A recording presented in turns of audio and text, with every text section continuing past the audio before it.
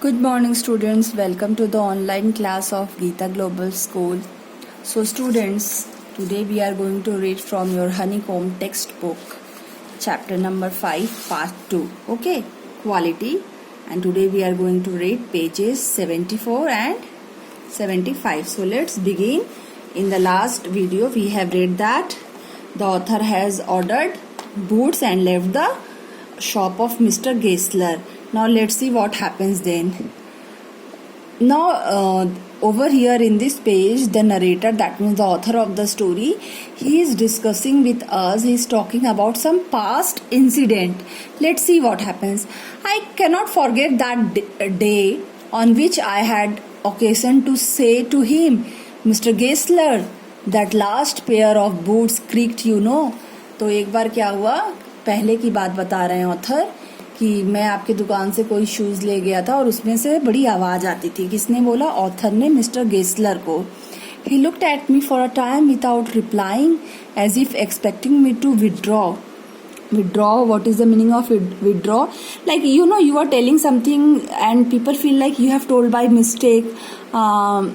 So that feeling, he was expecting that you should tell him you are telling by mistake, because Mr. Gessler used to make very good pair of shoes, so it was a bit difficult for him to believe that a customer is complaining that the boots made by him were making some noise, or qualify the statement, then said it shouldn't have creaked को creaked कह रहे हैं.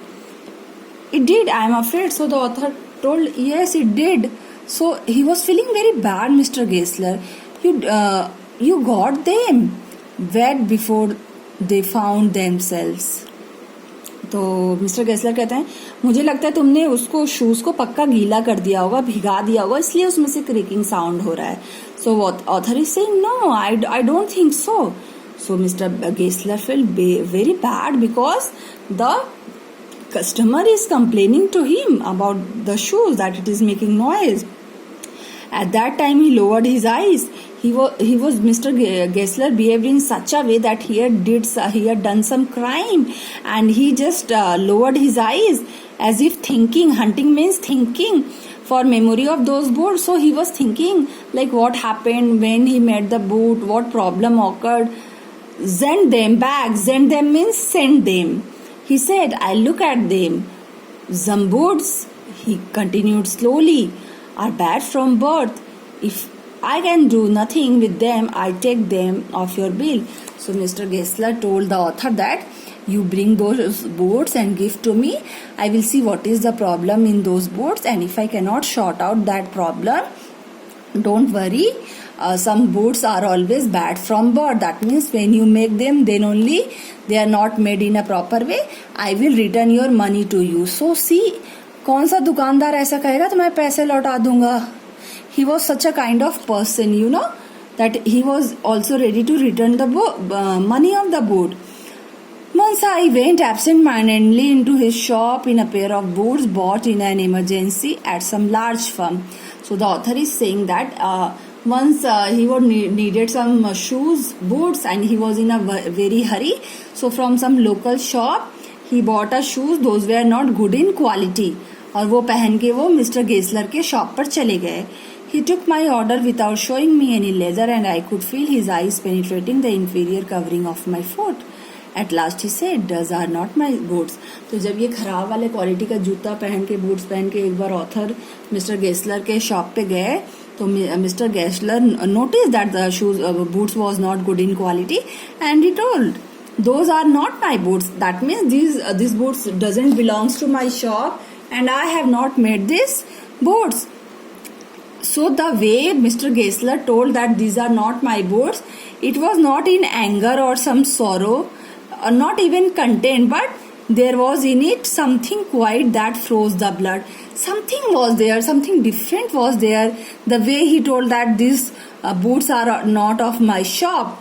He put his hand down and pressed a finger on the place where the left boot was not quite comfortable. So, you know, sometimes we wear boot on the left side or the right side, you know, it is very uncomfortable. So he pressed over there and found out that something wrong was there. Who? Mr. Gessler. In what? In the boots the author was wearing. Id, yours? You there? He said. Those big firms have no self-respect. Big firm means big shops, big firms, big companies who makes boots and all. They take a lot of money, but they give a very bad quality of thing, and they have got no shame for this. Who is saying? Mr. Geisler to the author. And then, as if something had given way with him, he spoke long and bitterly. So, you have understood that Mr. Geisler was a person who used to speak very less. But this was the first time, I don't know what happened to him. The author found that Mr. Geisler was speaking about the how in his industry of shoemaking, what was happening. This was so wrong, He spoke long and bitterly. It was the only time I have ever heard him discuss the conditions and hardship of his trade. So this was the first time when the author found that he was speaking what was wrong in their trade, how people used to misuse, and how much hardship he has to face. So he was telling all these things for the very first time to the author. Okay, now let's see the next page. See, so what is happening here? The shoemaker was struggling and the poet noticed. So now the poet over here, he will notice that what was the struggle of his trade, how he was suffering, okay, and what was wrong. So let's see. They get it all, he said. They get it. It means it.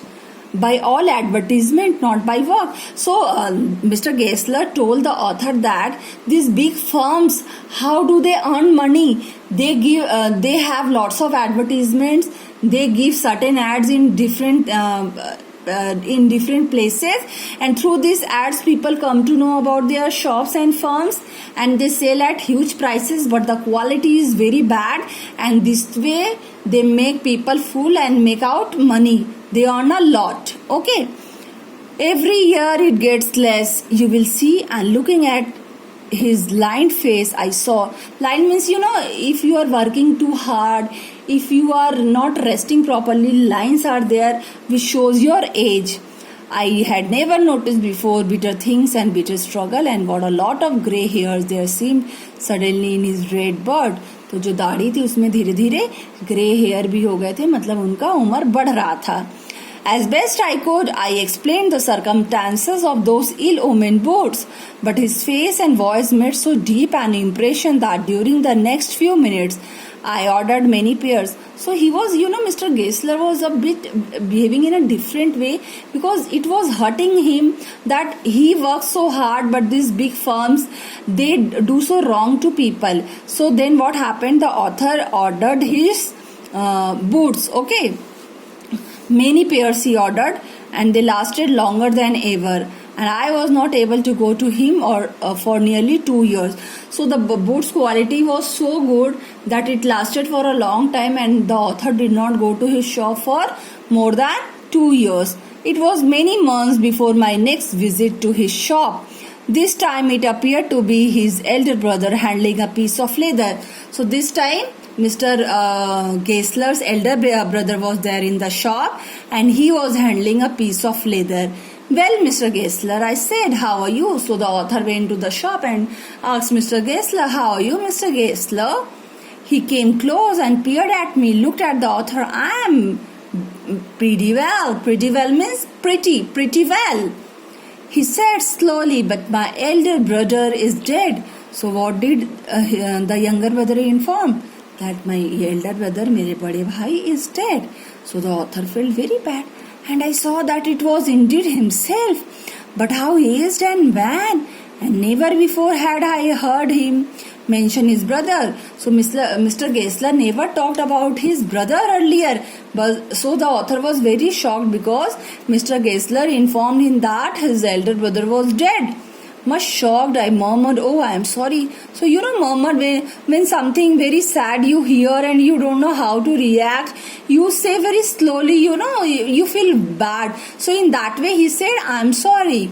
Yes, he answered, he was a good man. So what did Mr. Gessler say? He was a good man. His brother was a good man. He made a good boot. He made good boots, shoes. But he is dead. He is no more alive. He is dead. And he touched the top of his head. So he put his hand on his head, where the hair had suddenly gone as thin as it had been on that of his poor brother, to indicate, I suppose, the cause of his death. Do you want any boats? So he simply asked the question, do you need any boats? Do you want to order any boats? And he held up the leather in his hand. So he was having a leather in his hand, which he held up. ऊंचा कर दिया उसको. It's a beautiful piece. Okay, thank you.